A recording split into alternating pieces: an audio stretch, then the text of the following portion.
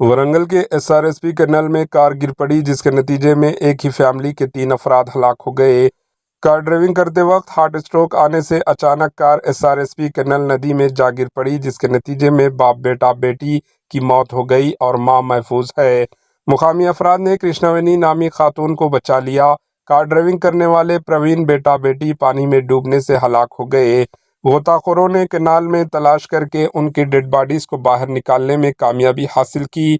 जिले महबूबाबाद के माचुराजुपल्ली के रिहायशी के तौर पर इनकी शिनाख्त की गई, जो LIC में डेवलपमेंट अफसर के तौर पर जॉब कर रहे थे।